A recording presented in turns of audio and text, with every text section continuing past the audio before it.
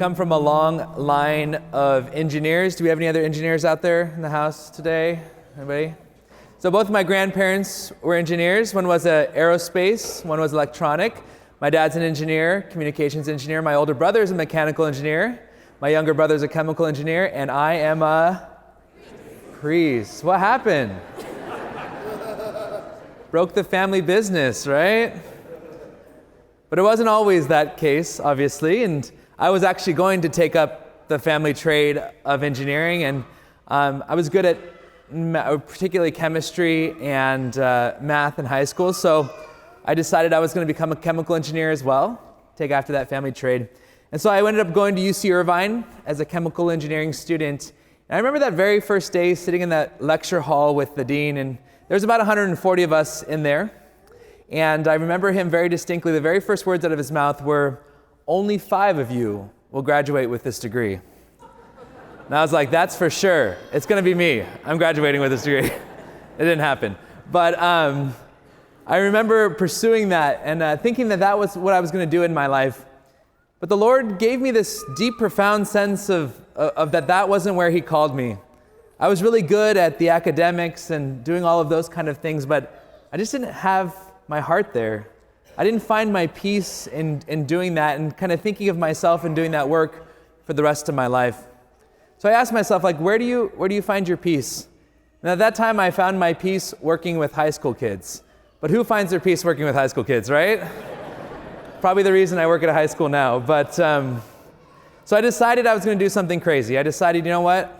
I'm going to leave this engineering thing behind, and I'm going to become a high school youth minister. And it's a pretty radical left turn in someone's life, right? A different thing to go to. But the person that thought that was the most crazy idea ever was who? My dad, okay?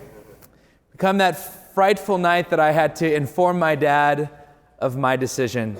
And so we're Irish, and Irish people really don't talk about things, right? We just kind of assume things about each other. And so we were sitting there on the couch. I still remember this, like it was yesterday. I was here, and my dad's like over here. And I was like, Dad, can I tell you something? And he's like, okay, sure. And so I was like, you know what? I've decided, I made a decision that I'm going to leave engineering behind, and I'm going to become a youth minister. And without pause, out of his mouth came these words. He says, "You're throwing your life away. You're throwing your life away."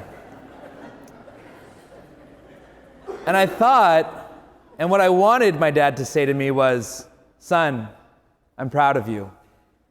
Son, you're following God's call in your life."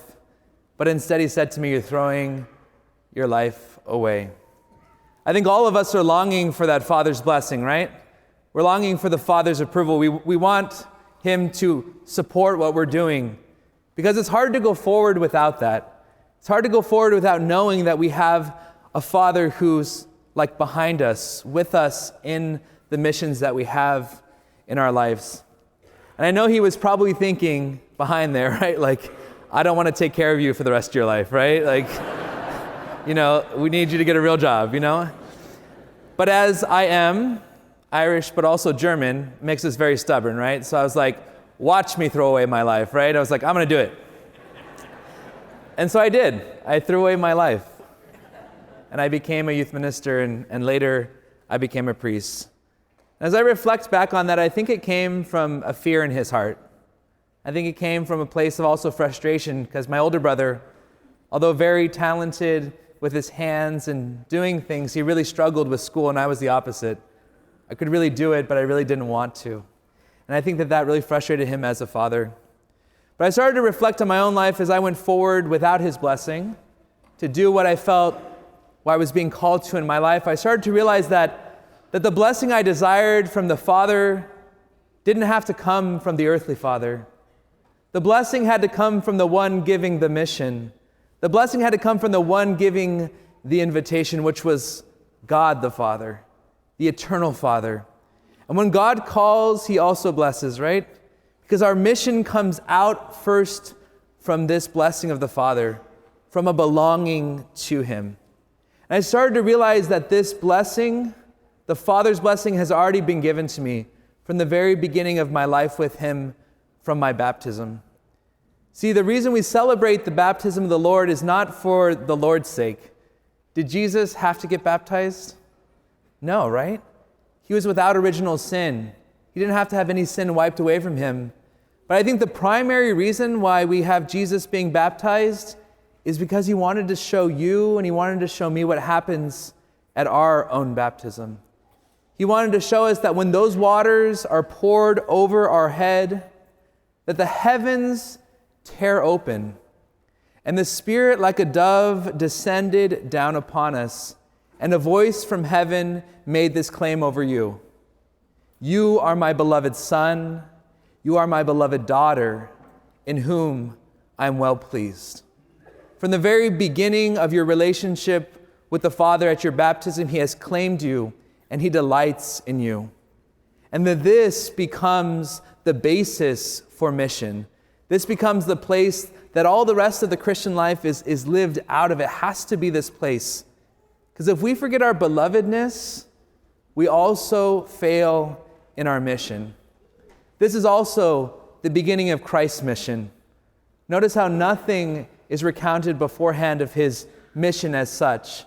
But coming out of those waters, he's propelled forward, knowing that he has the blessing of the Father, knowing that the Father is with him, and that all things that he does is because of what the Father commands him to do in that. And at your baptism, you are also given a mission. And I think it's the same mission that God the Father gave Christ. And we hear about that mission in today's first reading, right? It's the mission of going to allow the blind to see, to free those held in captivity, to give good news to the poor, to speak to those who are in darkness, and to bring them the good light of this good news of salvation in Jesus Christ. Like, this is the mission for each and every one of us who are baptized. And how do we do that mission, though? I think that's kind of always a big question for us in the church, and in our own lives. How do I live this mission out that I'm given at my baptism to be holy, to go and proclaim the gospel of Jesus Christ to the world, to be a good disciple? And we can hear how not to do it also in the first reading, right? He said that Jesus came to bring justice. He says, not by crying out or shouting or going on the street corners. And we see that in some Christians, right? I don't know if I'd call them Christians, but we see those in some people who claim to be Christian with those big signs on the side of the road, right? You're going to hell, Or repent, or God hates, fill in the blank. Usually not very nice things, Jesus says this is not the way. This is not the way that Christ did it. He didn't come stand on the street corners with big signs saying repent or die. Christ lived the mission of the Father. He lived so connected to that belovedness in that relationship with him that everything he did brought the Father to the people around him. Is this not also your mission? Is this not also my mission? When we live in the belovedness of Christ, do we not then bring the people around us into a deeper relationship to the Father? So every time I tell this story, people usually leave feeling like, man, he has a really crappy dad, It's not true. My dad is a good dad, but blinded in that moment by the world's. But as I gave my life, even in opposition to him, as I gave my life up for the Lord and I began to live in that belovedness, as I began to live out my mission to serve and love others, he changed. His heart changed. He came around to see that what I was doing with my life wasn't in fact throwing it away, but was in fact giving it as a gift to those people around me. I invited him to come and cook on a couple retreats I had with the kids. I invited him to host a couple parties at our house for our seniors as they graduated from high school. And him seeing them and him seeing my life in an offering for them has changed him. And now even as a priest, he still sees that. He comes to places I minister to and meets the people that I have touched in my life. And he sees how my sacrifice of my life has changed theirs. And it changes him. This is your mission too. That your sacrifice of your life as being the beloved one of God to bring the Father to others will change the people around you. We don't have to do it by going out there and yelling on the street corners or telling people that, repent or die, right? but we do it by claiming the very same thing over the people in our own lives. When is the last time that we have proclaimed over the people around us that you are God's beloved son, that you are God's beloved daughter in whom he's well pleased? When's the last time we've told that to our kids, whether they're 3 years old or 35 years old? When's the last time we spoke that over our spouse or the people in our life that we care about at our works? This is the mission, to first live in the beloved reality of who we are before God, and then to share that with the people around us. This is how God comes and doesn't break that bruised reed, but comes and mends it, lifts it back up, and brings it back to life. So my invitation for all of us today is to remember your baptism, and to remember at that moment, in every moment of your life, we have a God who proclaims over you, you are my beloved son, you are my beloved daughter, in whom I am well pleased.